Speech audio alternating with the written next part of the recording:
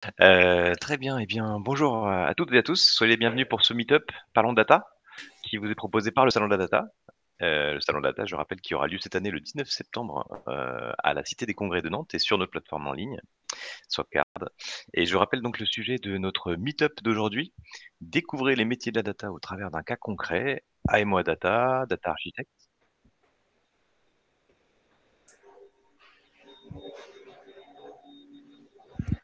Data Engineer, Data Scientist et Data Analyst. Donc en 1 heure, on va dérouler un cas concret qui va parler à tous, j'espère, afin de présenter les intervenants data au cours de chacune des étapes du projet et ainsi pouvoir, vous expliquer leur rôle, leur action au quotidien et aussi, aborder leur formation. Pour la majorité d'entre eux, vous pouvez poser vos questions, hein, dans le chat, il y a un petit onglet questions et on y reviendra en fin de meet-up pour une séance de questions-réponses, d'environ une quinzaine de minutes. Et nous accueillons donc aujourd'hui, Zain Moila et Florian Hamon, nos 2 experts data, ainsi que Pierre Fac du Wagon. Je vais présenter rapidement, nos intervenants donc, bonjour Zain. Bonjour Bruno. Bonjour, donc tu es avocat de formation, d'origine syrienne et arrivé en France il y a 5 ans. Oui, Tu es devenu data scientist en autodidacte, voilà et tu as eu l'occasion ensuite de suivre la formation de data science au Wagon. Tu es aujourd'hui data scientist et professeur de data science en freelance. tout à fait. Avec Wagon. Florian, bonjour. Bonjour à tous, bonjour Bruno. Bonjour, donc tu es référent data, chez Talent, sur les technologies Microsoft, chez Talent Nantes depuis 6 ans. Après une formation d'ingénieur, à Polytech Nantes spécialisée en data, tu travailles depuis 11 ans en ESN, en entreprise de services numériques, pour tous les types de clients, notamment, le luxe, le secteur du luxe, l'industrie, le secteur public, sur des projets qui sont aussi bien des projets d'architecture data que de la data engineering ou de la data vise et ton expertise te permet également de former tes clients et tes collègues. C'est bien ça. Bienvenue. Pierre, je vais te passer la main. Est-ce que tu peux te présenter et présenter rapidement le wagon également? Bien sûr, merci Bruno. Bonjour à tous. Alors, moi, je m'appelle Pierre Fac, je suis le directeur du wagon à Nantes et à Rennes. Le wagon, qu'est-ce que c'est? C'est une école, un nouveau type d'école, en tout cas un des leaders mondiaux de la formation intensive à la tech. Donc, on fait des formations qui sont plutôt orientées très pratiques, ce qu'on peut appeler bootcamp en règle générale, sur différentes thématiques, le développement web, la data science et la data analytics. Et donc, on a des formations en ligne, en présentiel, des formations courtes, des formations longues. Voilà, vous pouvez retrouver ça, un peu tout ça sur le site. Et puis, je vous partagerai des liens sur le chat si vous avez envie d'aller un peu plus loin. On a une porte ouverte qui arrive dans quelques semaines. Et puis j'ai des ateliers aussi si vous avez envie de découvrir la data. Donc, je vous mettrai ça dans le chat, comme ça je m'arrête là sur la présentation du wagon.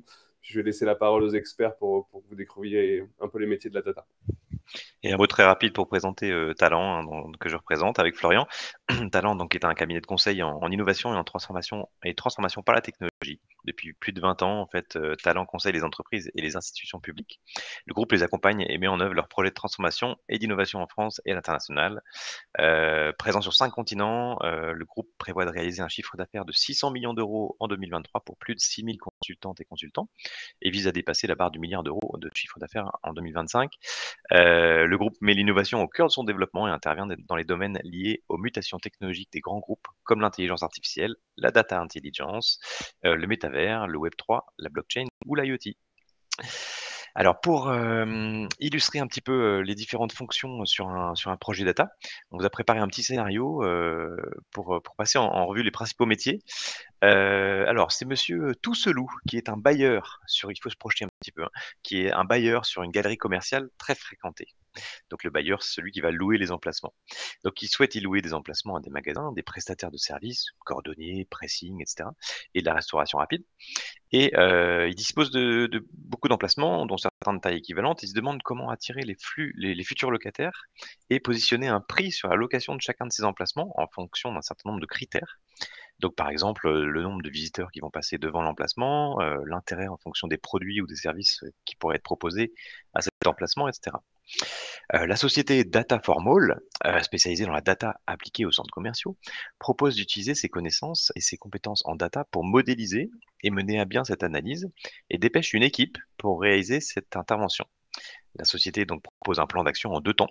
D'abord, l'installation de capteurs pour connaître le nombre de personnes qui passent devant chaque emplacement, et des panneaux publicitaires intelligents qui utiliseront la technologie d'eye tracking, voilà, localisation des yeux, et le temps, sur chaque, écran publicitaire pour affiner l'intérêt des visiteurs, pour certains produits ou services en fonction de la localisation.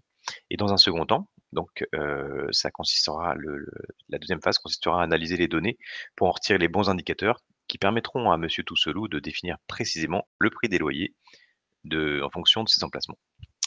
Donc dans un premier temps, Zayn et Florian, pour bien comprendre le déroulement d'un projet data, expliquez-nous qui va devoir intervenir, comment et qu'est-ce que vous pouvez nous dire sur leur profil? On n'abordera pas le rôle du chef de projet, hein, qui est transverse tout au long du projet. Florian, tout d'abord, est-ce que tu peux nous parler du premier profil qui doit intervenir dès qu'un besoin est exprimé? Il y a un autre profil que tu as oublié, c'est le commercial aussi, mais bon, c'est pas un métier de la Exactement. data pour en parler. Mais généralement, le premier profil qui intervient du coup sur un projet data, c'est un profil qu'on va retrouver dans beaucoup de métiers en fait, c'est pas spécifique à la data. C'est un métier d'AMOA. Donc AMOA, ça veut dire assistance à maîtrise d'ouvrage. Le O et le A sont dans ouvrage. Donc ce métier-là, bah, comme je vous le disais, on le retrouve aussi dans le BTP ou dans d'autres métiers. Il vient assister tout ce qui est maîtrise d'ouvrage. Qu'est-ce qui fait la maîtrise d'ouvrage? En fait, eh ben, c'est tout simplement, ici dans notre cas, monsieur Tousselou qui souhaite réaliser une tarification de ses espaces de publicité ou de ses endroits où il veut implanter ses clients. Et du coup, en fait, en tant que maître d'ouvrage, il n'a pas forcément la connaissance en fait pour fixer les bons prix. C'est pour ça qu'il se fait aider. Et le début de son projet donc, commence par une assistance à maîtrise d'ouvrage. Donc l'AMOA, qu'est-ce qu'il vient faire? Il vient apporter ses compétences. Pardon, il vient apporter ses compétences parce que il a tout un panel d'outils en fait qui vont lui permettre d'accompagner monsieur Tousselou. Notamment pour commencer un projet par son commencement. Il va jeter un œil en fait au cahier des charges que lui a fait monsieur Tousselou pour en tant que point de départ en fait de ce projet.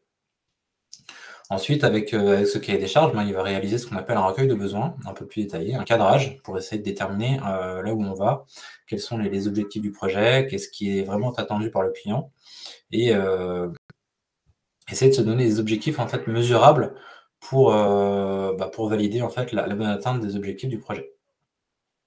Ce à quoi en fait on va déboucher assez rapidement sur des spécifications fonctionnelles, donc qui vont être alors il y en a beaucoup qui confondent spécifications fonctionnelles générales et cahier des charges. Il faut bien faire attention, c'est 2 documents différents. Le premier rédigé par le maître d'ouvrage. La spécification fonctionnelle est, elle, rédigée par l'assistant maîtrise d'ouvrage qui va venir en fait préciser le cahier des charges pour qu'il soit le plus clair possible en fait, pour les deux parties. Donc ça, c'est la partie documentaire. Ensuite, un autre métier en fait qui intervient dans la MOA, c'est aussi tout ce qui est animation d'équipe et pilotage. Donc, tu as parlé de chef de projet, mais la MOA peut également en fait endosser cette responsabilité-là. On est sur des rôles un peu poreux, hein, de manière générale, de toute façon, sur tout le métier data, il y a certaines responsabilités qui peuvent être endossées par deux profils différents. Donc, animation d'équipe, pilotage. Également aussi accompagner les personnes de changement. Là, on est sur un cas d'usage où on cherche à donner un tarif, en fait, mais ça peut être au sein d'une entité qui souhaite passer du reporting Excel vers du reporting un peu plus élaboré, accompagner ces personnes, en fait, à monter en compétence sur des nouvelles technologies qu'on leur mettrait à disposition. L'assistance à maîtrise d'ouvrage assure également toute une prestation autour de la communication et du suivi. Donc, ce qui va avec le recueil du besoin et du cadrage, il y a généralement en fait un coût qui est associé. Donc, généralement, en face de chaque profil qu'on va mettre en prestation chez un client, on va y associer des coûts et des temps d'imputation. Et en fait, chacune de ces ressources-là va être suivie en fait par l'assistance à maîtrise d'ouvrage pour donner de la visibilité en fait au maître d'ouvrage et savoir dans combien de temps son projet pourra être mis à disposition et combien ça va lui coûter. Au sein de cette communication, on peut également y trouver des livrables. Donc, ça peut être des comptes rendus de réunion, des comptes rendus d'avancement sur un sprint, si le projet est réalisé en agile, par exemple. Ça peut être, je sais pas, des ressources qui sont remplacées parce qu'un tel souhaite ne plus travailler pour tel ou tel projet. Donc, il y a tout un volet communication qui est assuré afin que, en fait, la maîtrise d'ouvrage ne soit jamais, en fait, en défaut d'informations par rapport à la vie du projet et ne pas qu'elle s'inquiète, en fait, si jamais le prestataire qui vient l'aider pour mettre en œuvre son projet. Je vois qu'il y a des questions qui commencent à apparaître dans le chat. Je vous propose qu'on y réponde tous à la fin. Qu'on se mette d'accord là-dessus. Mais n'hésitez pas à les poser au fur et à mesure. On parcourra en fait le chat pour essayer d'y répondre au plus possible en tout cas. Encore un rôle en fait qu'on peut affecter à la MOA en fait, c'est une aide pour tout ce qui est test et mise en prod en fait. Derrière, comme il va avoir une connaissance avec le premier est arrivé sur le projet, il va avoir une certaine connaissance fonctionnelle, on dit, donc une connaissance du métier sur lequel il intervient. Et ça, c'est très important dans la data, en fait, puisque la data, si elle n'est pas rattachée à un métier, en fait, elle n'a pas de sens. Et comprendre le sens de chaque data est super important. Et pouvoir tester la donnée, que ce qu'on remonte bien à la fin de notre projet BI est bien ce qui est attendu par le client, pour s'assurer que la data est bonne, en fait, il faut rédiger des tests, qu'on appelle des cahiers de tests, ou des cahiers de recettes également. Il y a plusieurs noms, en fait, dans les projets. Et du coup, voilà, il aide, en fait, à ce que cette démarche se passe le mieux possible. Je dirais la conformité aussi de ce qui a été développé par rapport à ce qui a été écrit dans les spécifications fonctionnelles, etc. Donc ça, c'est le volet test. Et puis tout ce qui est mis en prod. Donc vous avez peut-être déjà entendu parler dans des projets informatiques, on fonctionne en environnement. Donc on commence généralement par des environnements de développement. Donc on va dire que c'est une boîte noire dans laquelle on va commencer à faire nos développements. Et puis, en fonction de l'état d'avancement du développement d'une solution, on va créer une deuxième boîte à côté qui va être un environnement de test, par exemple, dans laquelle on va dupliquer le code qu'on a écrit en production, en développement, pardon. Et puis, si ce code, en fait, est validé en environnement de test, il passe dans ce qu'on appelle en production. Donc, on appelle ça une mise en production, ou MEP, une MEP. Pour mettre à disposition, en fait, d'un point de vue public, en fait, l'utilisation de l'application qu'on a développée. Ça, c'est des principes, en fait, qu'on retrouve en data, mais qui sont communs pour, par exemple, la création d'un site web. On va dire que les mots utilisés ont un socle commun qui ne va pas dérouter certains d'entre vous qui sont peut-être déjà sur des projets informatiques. Un autre point qui est transverse à beaucoup de projets data et qui doit être pris en fait dès le début d'un projet, c'est tout ce qui est gouvernance. Donc c'est un sujet qui a été très longtemps sous-estimé et ignoré par les projets data. Moi, quand j'ai commencé à travailler la gouvernance, on ne connaissait pas du tout ça. Et puis on s'est rendu compte que au fur et à mesure qu'on faisait des projets data, on construisait des systèmes d'information qui étaient de plus en plus complexes, de plus en plus complets et de plus en plus difficiles à comprendre. Et en fait, la data governance essaye de mettre un petit peu d'ordre là-dedans. On pourra y revenir un peu plus tard et faire un focus. Mais l'idée, en fait, c'est de ne pas laisser les utilisateurs sans la documentation en fait, du projet en fait, qu'on va leur donner. Et derrière, c'est de leur donner les clés en fait, pour pouvoir s'y retrouver par rapport à toute la volumétrie de data qu'on va regrouper. Donc là, typiquement, par rapport à l'exemple qu'on a, c'est s'assurer que Monsieur Tousselou va pouvoir récupérer ses data au bon endroit au bon moment et s'assurer en fait que la bonne data est interprétée au bon endroit et qu'il n'y a pas de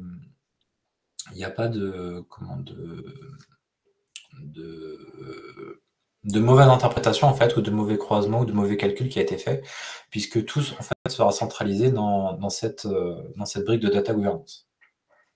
Et alors, la MOA Data, du coup, intervient tout au long du projet, hein, c'est ça? Tout au long du projet. Moi j'aime bien l'appeler vulgairement en fait l'intermédiaire entre un client, donc le MOA, et tout ce qui va être MOE, mise en œuvre, donc tout ce qui est développeur, technique, etc.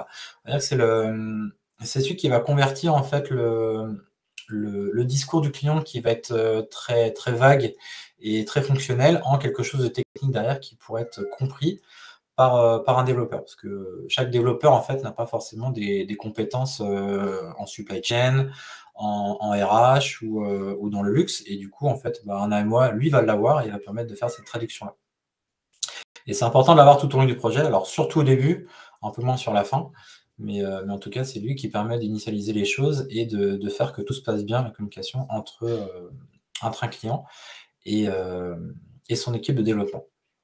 Donc, comme vous l'avez compris, c'est un métier qui demande des connaissances un peu multifacettes. Donc, on a besoin d'avoir des connaissances sur le métier sur lequel on va intervenir. Donc là, on est sur de la location d'emplacement dans une galerie commerciale.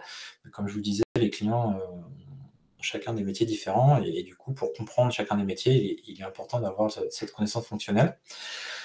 Mais de l'autre côté, comme il doit faire l'interface avec le monde du développement, il doit avoir aussi des compétences techniques pour pouvoir parler en fait et traduire en fait toutes ces informations-là à ces développeurs. Vous l'avez vu également, il y a besoin d'avoir des compétences organisationnelles pour pouvoir gérer un projet, pour pouvoir faire du reporting à son client, pour pouvoir faire de la projection sur des coûts, sur des livrables, sur des délais, etc. Des compétences managériales, puisque c'est un profil qui va être amené à diriger en fait des personnes et donc savoir parler à des gens sur comment réaliser telle ou telle tâche ou tel projet. C'est important en fait de les prendre dans le bon sens, puisque des développeurs peuvent se braquer facilement et tout ça peut mettre en péril un projet en fait. Donc un bon manager, c'est toujours mieux donc, pour le bon déroulement d'un projet. Tu parlais de chef de projet, donc lui généralement il fait de la gestion de projet. L'AMOA peut être amené à en faire quand il n'y a pas de chef de projet dédié. On n'a pas forcément une équipe idéale avec 10 profils. Donc c'est un rôle qui peut aborder. C'est quelqu'un qui va être en veille également, l'AMOA, sur des méthodologies qui peuvent être anciennes. Donc vous avez tous entendu parler peut-être de la gestion de projet en cycle en V. Donc c'est-à-dire que on va dire qu'en janvier, on va recueillir un besoin et puis on va partir dans le développement pendant tout le long de l'année. Puis au mois de décembre, on va livrer au client sans avoir communiqué avec lui. Donc ça, c'est une méthode qui a fait ses preuves, mais qui au final a montré ses limites. Et du coup, des nouvelles méthodologies de travail ont apparu. Vous avez peut-être entendu parler des méthodologies agiles, Scrum, etc. Et c'est à l'AMOA aussi de monter en compétence et de pousser ces méthodologies-là pour améliorer en fait les rouages en fait à l'intérieur du projet. Et tout ce que je viens de vous dire là, en fait, ça peut être outillé par un outil du marché. Donc typiquement, moi je travaille chez Microsoft. Microsoft tu propose tout un tas d'outils, notamment pour la gestion de projet. Et ça demande également de devoir savoir utiliser chacun de ces outils-là. Et aussi de montrer en fait à chacun qui doit utiliser cet outil-là comment l'utiliser au mieux et pour pouvoir mener au mieux ce projet d'AMOA. Enfin, ce projet de data. Ce rôle. Ouais. D'accord. Voilà. Donc, pour résumer, c'est un couteau suisse, l'AMOA, et c'est l'intermédiaire entre le maître d'ouvrage et la partie technique. Il a un rôle de conseil et il doit être force de proposition en fait sur les solutions qu'il peut apporter à son client. D'accord. Très bien, merci beaucoup Florian, c'est effectivement un rôle très complet. Pierre, est-ce que tu peux nous dire un mot des formations qui peuvent amener à ce type d'activité, de profil, de rôle? Sur la formation, sur les deux formations data science et data analyse, on peut avoir des profils qui vont dans ces expertises-là plutôt d'interface finalement produit, d'interface data. Après, ça dépend un peu du background des candidats en amont, puisque nous, on fait de la formation vraiment intensive où on va concentrer sur les points techniques, on va dire, ou sur les expertises techniques. Et puis avant, il y a des gens qui ont déjà fait de la gestion de projet ou de la direction de projet. Et donc, d'aller chercher ces compétences techniques dans la data spécifiquement, ça peut les amener à des jobs de ce type. On va savoir qu'en général, un AMOA, on ne devient pas AMOA en sortie d'école. C'est un métier qui s'acquiert avec de l'expérience. D'accord. Très bien, merci. Alors, il y a le rôle également de data architecte qui vient un petit peu après après le début du travail par la MOA dans le projet. Est-ce que tu peux nous en parler un petit peu? Alors, une fois que M. Tousselou a travaillé avec son AMOA pour rédiger des specs fonctionnels et qu'il a validé en fait que c'est bien, que son besoin avait bien été identifié et mis sur le papier, et ben, on va faire appel à un data architecte. Donc là, je vais reprendre un peu le parallèle encore avec le BTP. Architecte, comme un architecte dans le bâtiment, il va créer des plans en fait, et en fait appliquer à la data. Donc, grosso modo, son métier, lui, c'est d'optimiser tout ce qui va être la collecte des données, leur stockage et leur exploitation. Donc tout ça, on peut le faire sans un architecte, mais un architecte, lui, il va le faire mieux, il va le faire plus efficacement, il va le faire moins cher. Alors lui, il coûte cher, mais derrière l'exploitation, le logiciel qui sera livré coûtera moins cher dans son utilisation. Surtout, il pourra être aussi évolutif. Et le rôle du data architecte, en fait, il n'est pas neutre dans le sens où il va permettre en fait à l'application qu'on va développer d'être pérenne dans le temps et d'être efficace. Donc, le data architecte peut intervenir assez rapidement au début d'un projet, c'est-à-dire qu'il peut être sollicité par la MOA. Tiens, j'aimerais réaliser une application qui va m'afficher des tarifs pour mon centre commercial. Comment est-ce que je peux faire? Est-ce que j'ai envie de faire du temps réel? Quelle technologie, toi, tu peux me conseiller? Le data architecte, lui, il va dire, bah voilà, en termes de technologie, dernièrement, il y a ça qui est sorti, donc ça pourrait être intéressant de proposer ça au client. Donc, vous l'aurez compris, en fait, le data architecte, il a une connaissance technologique que n'a pas la MOA, puisque ce data architecte, en fait, il se documente en permanence, il est en veille technologique sur tout ce qui peut sortir sur le marché. La data, c'est quelque chose qui est très évolutif, qui est très mouvant. Ce qui était vrai il y a 2 ans, en fait, il faut sans cesse le remettre en question, en fait, puisqu'il y a tout le temps des nouvelles mises à jour, encore plus à l'heure du cloud, en fait, où un logiciel se met à jour tout seul, et tous les mois, en fait, il y a des nouvelles fonctionnalités qui arrivent. Et là où on ne pouvait pas répondre il y a 2 ans ou il y a 1 mois sur une problématique, eh ben, peut-être que le logiciel qu'on a envisagé peut y répondre en fait à l'instant T. Donc l'architecte, il est fait pour ça, il est fait pour trouver des solutions techniques à des besoins fonctionnels du client. Ces réponses, en fait, elles sont sur l'aspect collecte de la donnée. Donc la donnée, ça peut être des caméras, comme l'a dit Bruno sur notre cas d'usage. Ici, ça va être de l'analyse du comportement des utilisateurs. Donc, comment cette donnée, elle est traduite, en fait, cette donnée visuelle, cette donnée vidéo, elle est traduite en données textuelles pour pouvoir être ensuite transformée en indicateur, par exemple.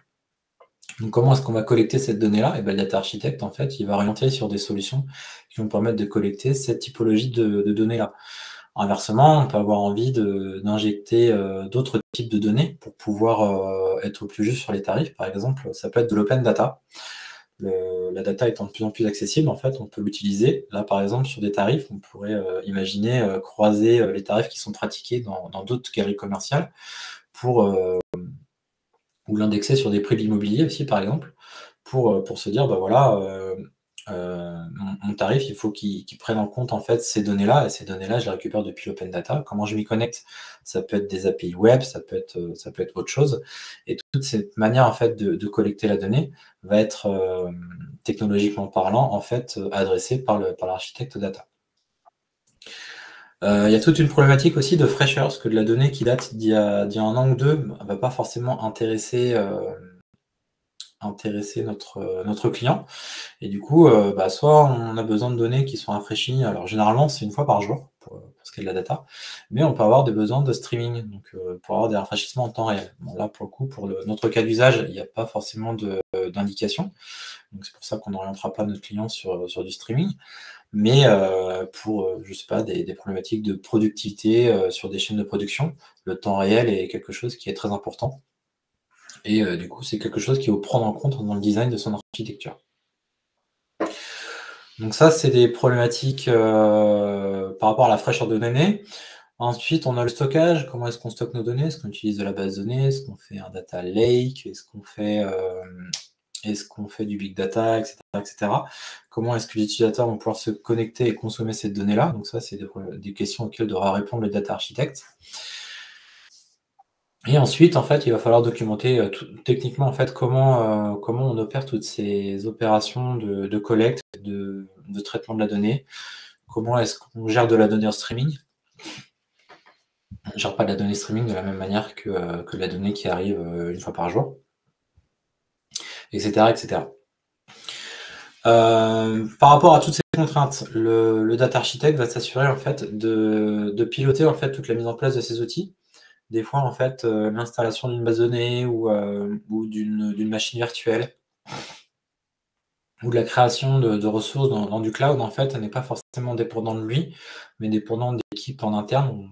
On intervient souvent chez des clients chez qui il y a déjà des IT qui sont en place, et c'est eux qui ont la main en fait pour nous donner des ressources matérielles en fait pour créer, comme je dis, une machine virtuelle, une base de données, pour donner des droits d'utilisation, etc. Et donc, c'est là que le data architect a un rôle aussi à jouer, c'est qu'il s'assure en fait que ce que lui a recommandé en fait soit bien mis en place par les équipes avec lesquelles il travaille en interne chez le client, pour pouvoir en fait laisser ensuite les développeurs derrière travailler sur un environnement qui a été correctement paramétré. Ce qui peut être amené à faire aussi également, donc quand on est sur un besoin client qui est déjà existant, quand on est sur une refonte ou quand on est sur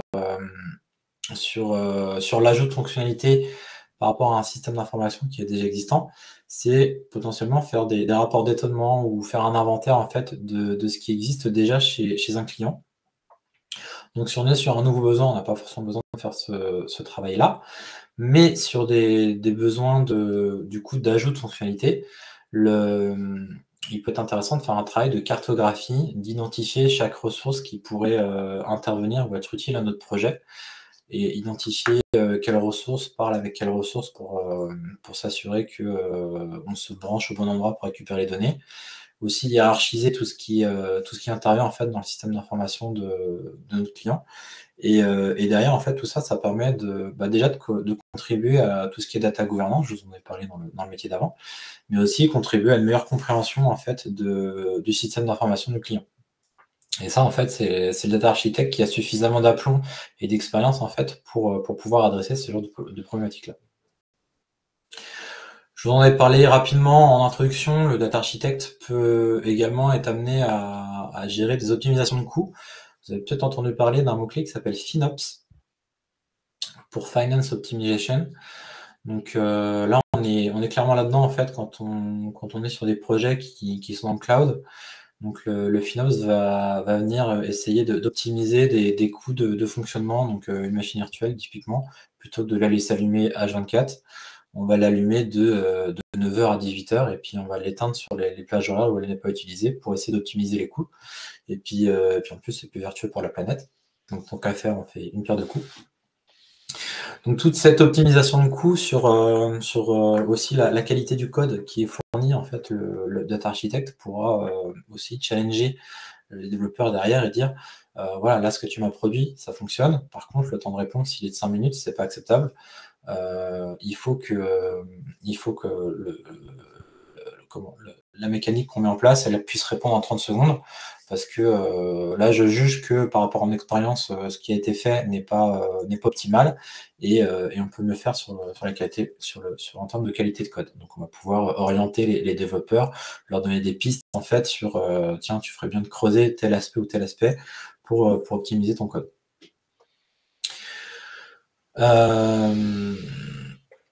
Un autre point sur le data architect, c'est qu'il doit être sans arrêt du coup au point sur les méthodologies, les technologies et tout ce qui sort sur le marché en termes de fonctionnalités. Donc il faut qu'il puisse se dégager du temps pour assister à des conférences, par exemple sur les éditeurs, sur les nouveautés qui sont à venir, qu'il puisse se dégager du temps pour les tester, pour les éprouver, pour se faire son propre avis. Et ensuite, en fait, être le premier en fait à prêcher la bonne parole sur ces nouvelles technologies-là et faire monter en compétence en fait les personnes avec qui il travaille. C'est lui qui va pouvoir instaurer aussi des nouvelles méthodologies de développement. Vous en avez peut-être entendu parler. Alors, j'ai plus les noms en tête, mais je l'ai vu chez des clients. Il y avait une mode à un moment, c'était de se mettre à deux derrière un ordinateur, du pair computing, un truc comme ça, je crois. Donc, plutôt que d'être chacun sur son poste à développer, être à deux cerveaux derrière un ordinateur, bah, ça a permis curieusement de monter en productivité. Donc toutes ces nouvelles méthodologies qui pourraient apporter un gain en fait sur un projet, bah, c'est le data architect qui pourra les amener. C'est indispensable quand on est data architect de maîtriser l'anglais. Donc vous allez me dire, mais d'où est-ce que ça sort? En fait, on travaille sur des technologies qui sont éditées en priorité des sociétés qui sont anglophones, et puis l'anglais en fait est la langue un peu standard dans l'informatique.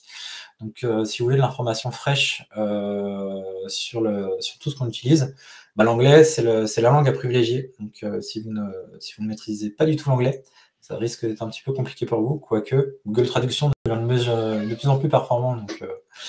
Donc voilà, mais pour assister à des conférences, elles ne sont pas toujours en français. Donc voilà, maîtriser l'anglais pour pouvoir faire de la veille technologique, ça c'est quelque chose qui est super important. Et un data architecte qui ne maîtrise pas cette langue risque de passer à côté de nouvelles fonctionnalités, de nouvelles technologies. C'est un emploi, vous l'aurez compris, qui demande de l'expérience et qui du coup ne sera pas accessible à quelqu'un qui sort de l'école et qui va s'acquérir au bout de X années d'expérience, donc 5, 10 ans, mettons. Moi, je commence tout juste à adresser ce genre de problématique après 10 ans d'expérience. D'accord. Voilà ce que j'avais à dire sur le data architect. Désolé, je suis très bavard. Très bien, merci beaucoup. Effectivement, on a 3 autres rôles effectivement à décrire. On va essayer de le faire dans le délai qui nous reste. Le data engineer, donc Florian, si tu peux nous en parler, peut-être que Zayn aussi, tu pourras compléter avec ton expérience.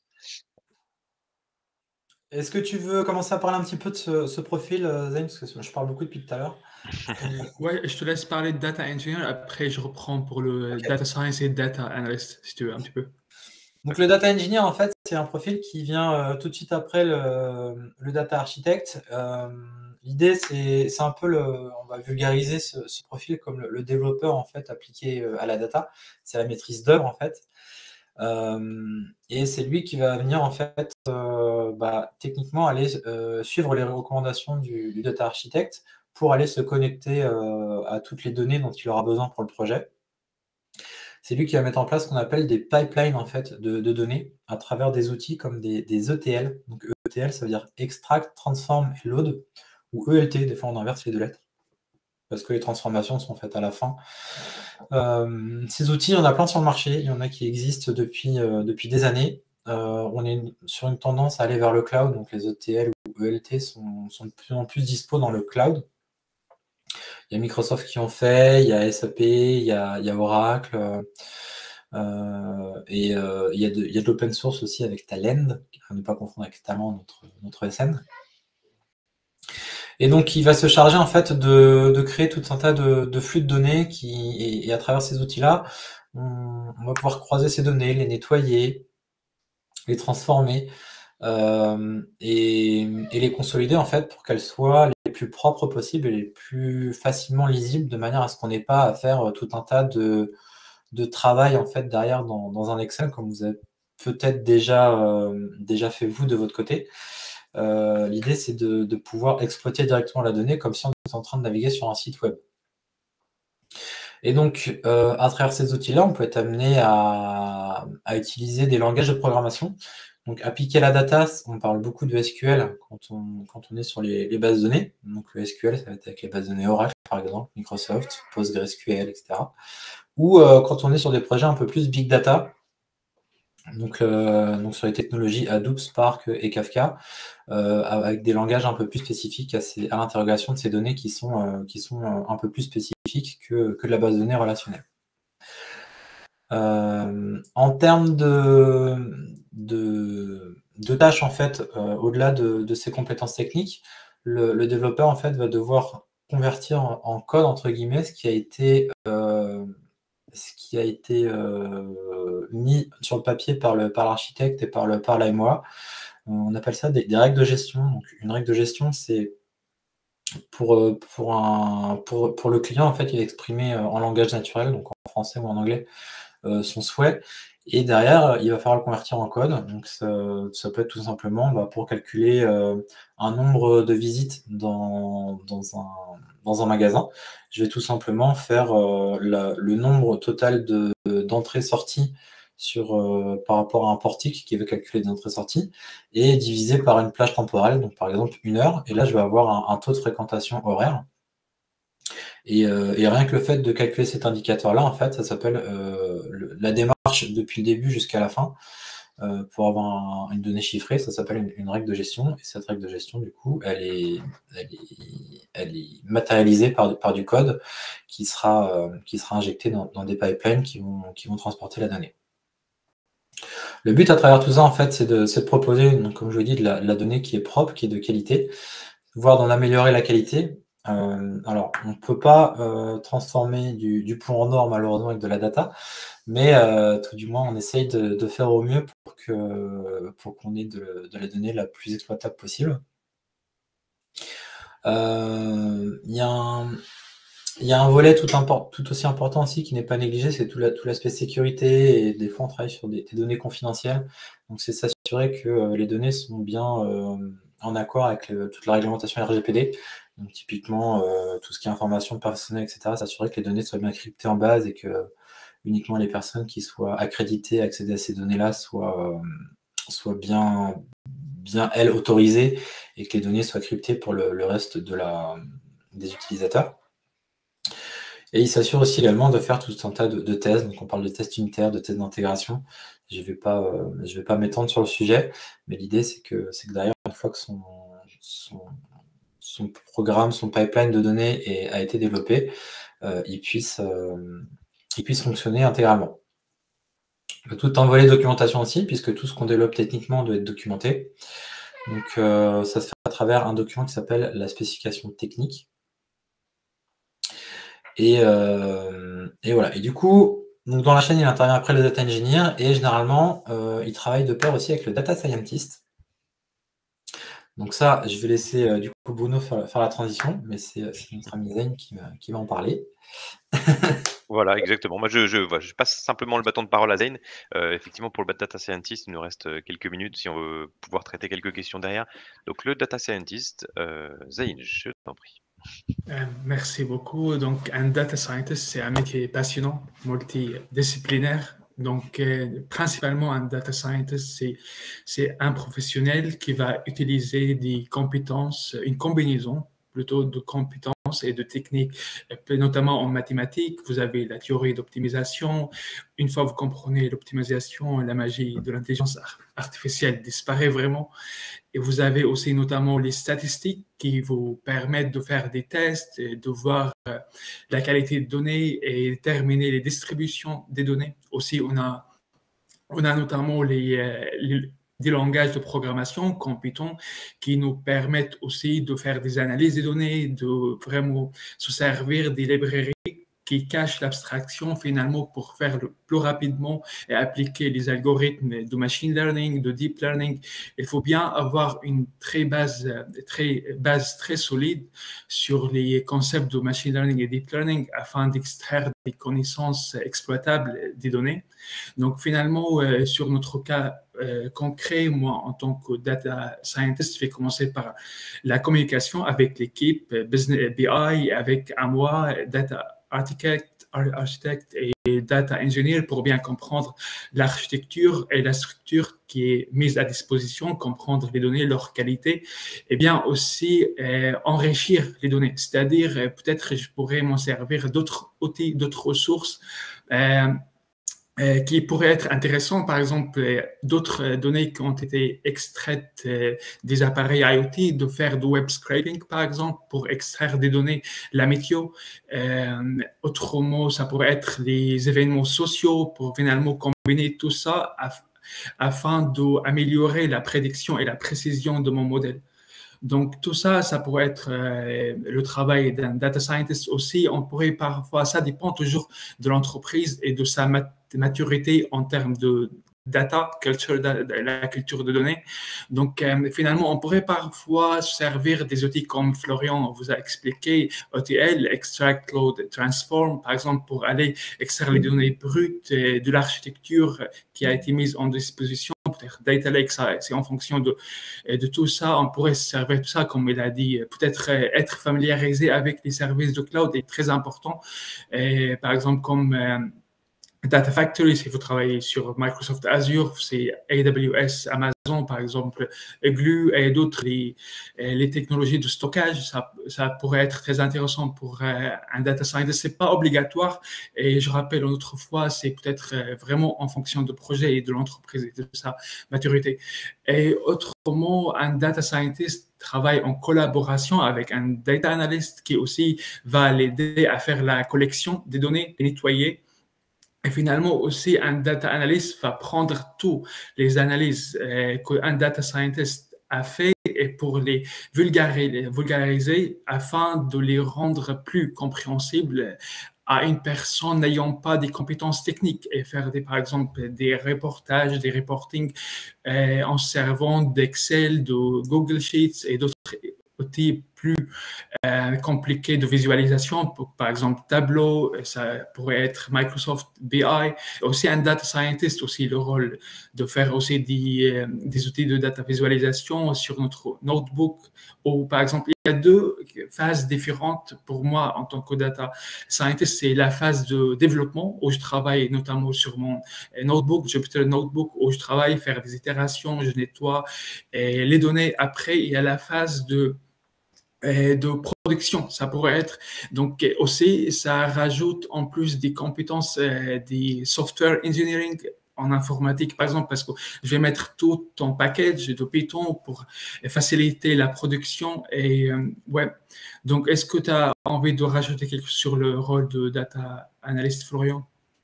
Pour moi, tu as parlé de Tableau, de Power BI, mais aussi tu fais du R, je ne sais pas si tu l'as mentionné.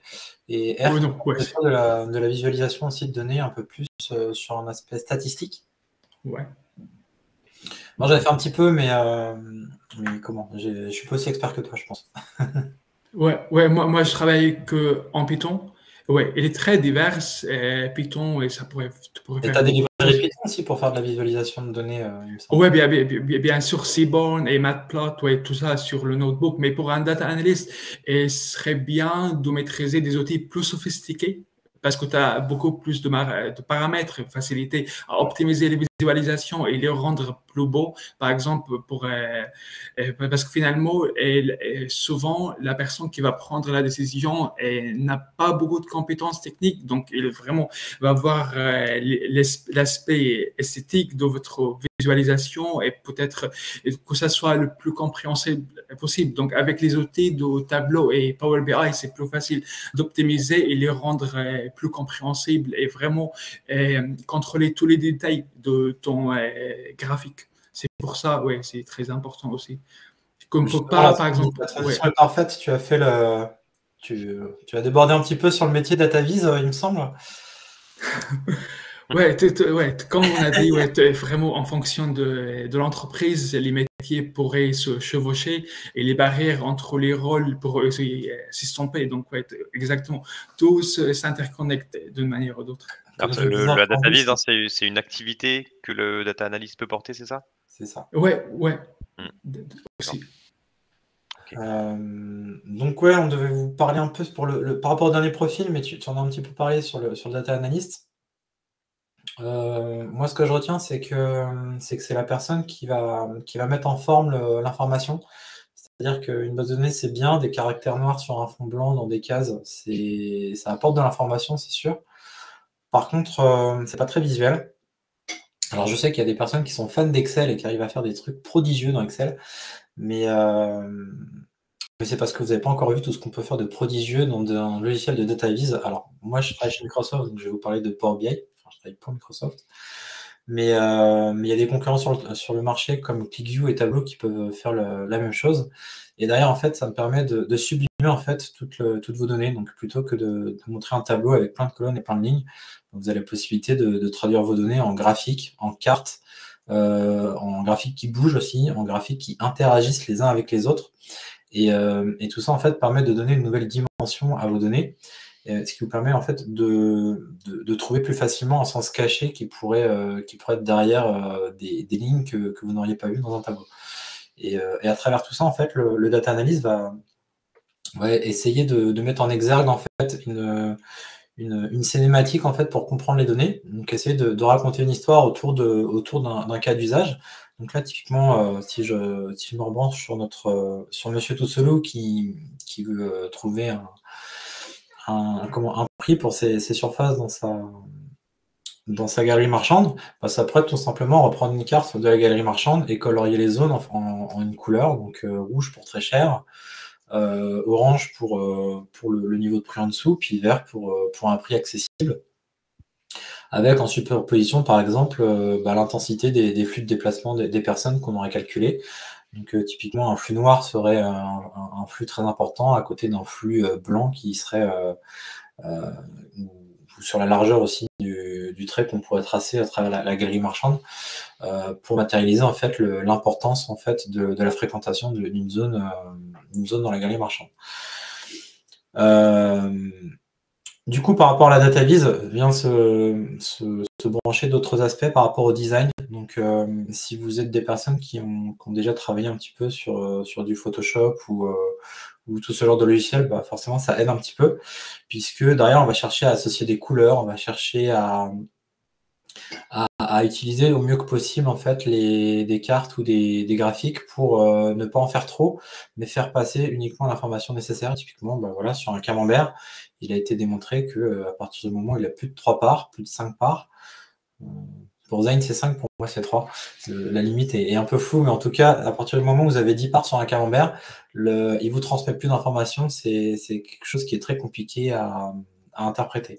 Un peu pareil pour une courbe, en fait, si vous avez 10 courbes sur un même graphique, vous n'allez pas comprendre en fait qui est quoi, et vous allez avoir du mal à comprendre le graphique. Si vous mettez plus de 10 secondes à comprendre l'information qui est transportée par un graphique, c'est que votre data vise n'est pas réussi.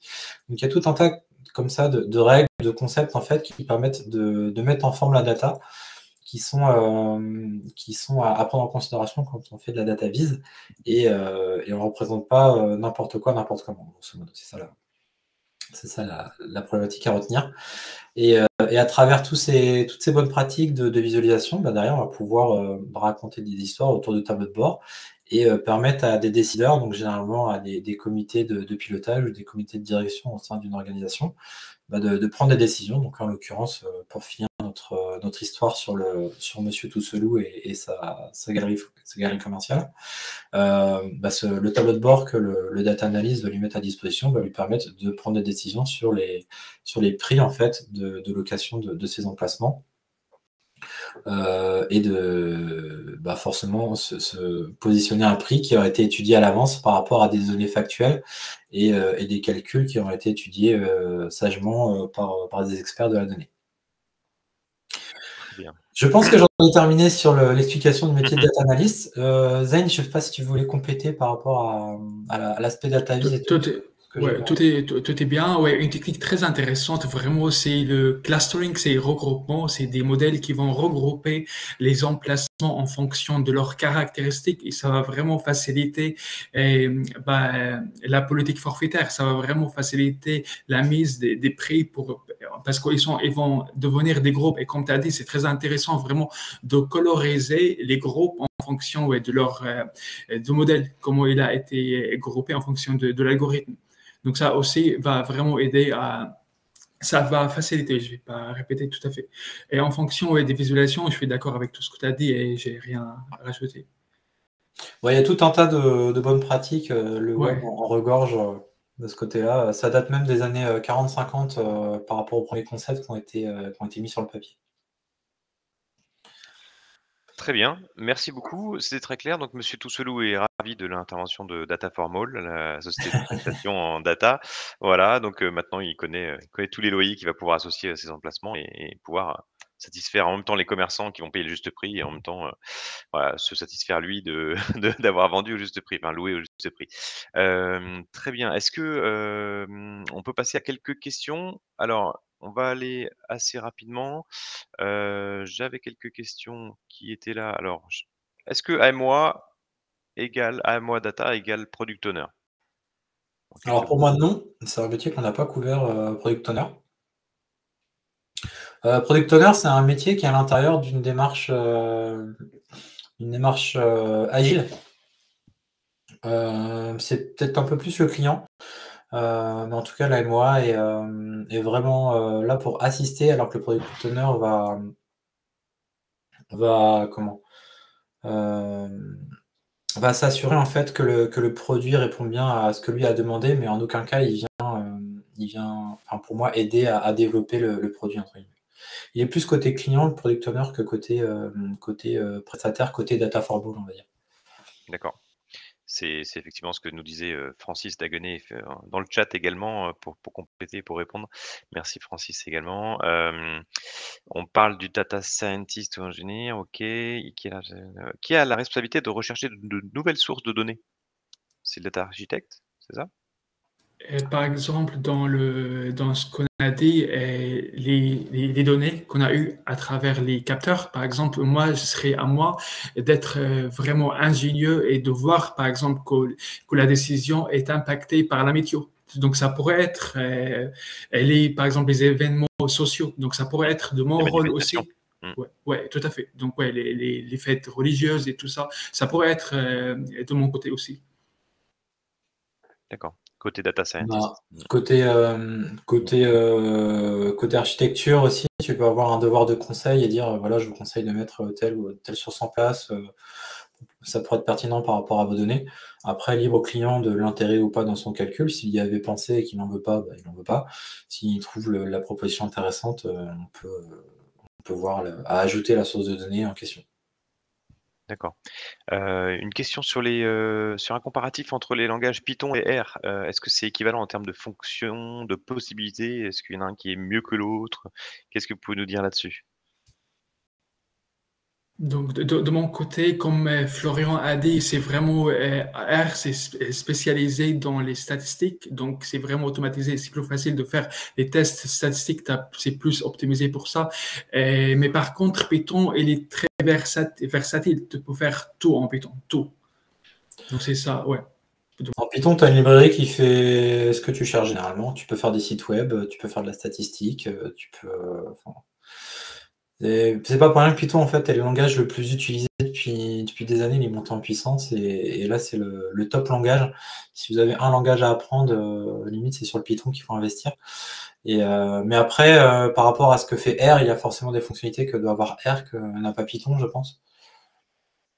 Puisque R est vraiment étudié pour ça, alors que Python essaye de tout faire et il n'y a pas forcément toutes les fonctions dans la bibliothèque qu'on cherche. Et par exemple, est-ce que pour faire de la data vise, est-ce qu'on peut customiser les graphiques, mieux avec Python, mieux avec R? Alors moi, j'ai pas trop d'idées, parce qu'en termes de data vis, je fais du Power BI, mais je sais que sur R, on a quelques options de personnalisation. Après, des fois, il y a des clients qui sont un peu tatillons sur je voudrais tel typo avec telle graisse et placer à tel endroit telle chose. Et du coup, on n'a pas forcément la latitude, un en Power BI et je pense deux en R. On peut faire certaines choses, mais pas 100% des prérequis, tout du moins pas aussi simplement qu'on pourrait le faire dans Excel. Après, Python, je vais pas avoir d'avis dessus, donc je ne veux pas raconter de bêtises. Alors, où est-ce qu'on place, dans tous ces rôles-là, l'activité du géomaticien? Pour moi, c'est plus dans statisticien, je pense. Qu'est-ce que t'en penses, Zayn? Ouais, je suis d'accord. Ouais, je suis d'accord. Donc, Oui, data scientist. D'accord. Au niveau de la data vise, qu'est-ce que vous pouvez me citer comme outil qui pourrait orienter nos participants? Par exemple, en Python, il y a les librairies Seaborn et Matplotlib qui sont très forts et le plus utilisés. On pourra le mettre peut-être dans la conversation? Oui, Dire si tu connais l'orthographe. Après, on a parlé de Power BI aussi, il y a Looker, Ouais. qui est un équivalent sur Google, et Tableau. Donc c'est des outils qui parfois sont gratuits. En tout cas, il y a des freemium, donc ça vaut le coup d'aller chercher un peu sur ces outils-là, Tableau et Looker, où l'accès est assez simple, a priori. Qlik aussi, qui est un grand acteur du marché, d'abord avec QlikView, la première version, on va dire, de son logiciel de data viz. Puis maintenant, je crois plus majoritairement avec QlikSense, qui est la version la plus utilisée, la plus moderne en fait, de ce que propose Qlik. Ok, merci. Une question de Laurent Bouvier. Dans la mise en production, on entend parler de nouveaux profils, ML Engineer, ML Ops aussi assez technique, très en demande. Qu'est-ce que vous pouvez nous dire sur ces profils-là? Donc, dans le Machine Learning Engineer, il est vraiment très spécialisé dans les algorithmes de Machine Learning. Il fait aussi des recherches en mathématiques et pour optimiser la performance des algorithmes plutôt. Et il travaille en collaboration avec la data scientist. Donc, il est plus spécialisé dans l'aspect mathématique, optimisation des algorithmes de Machine Learning et Deep Learning. D'accord. Python en termes de sécurité, des produits développés, est-ce que ce n'est pas risqué? Moi, je suis pas un expert Python. En tout cas, c'est Moi très aussi. utilisé. C'est très utilisé, donc ça a dû faire ses Utilisé. preuves en termes Il y a de des bonnes pratiques à prendre en sécurité. compte. Comme tout, on peut faire les choses bien comme on peut les faire mal. Donc, je pense qu'il y a possibilité de faire les choses bien parce qu'il y a énormément de gens qui l'utilisent pour des sites en production. Donc, il suffit simplement de bien faire les choses et de s'entourer de bonnes AMOA. Quels sont les noms d'outils utilisés par le data architecte? Alors moi, côté Microsoft, puisque je fais que la pub de Microsoft, il y a un outil que j'aime beaucoup qui s'appelle Azure DevOps. Donc qui, comme son nom l'indique, propose son implémentation du DevOps, développement et opération, c'est la concaténation des deux mots. Et à travers cet outil-là, en fait, on a plusieurs briques.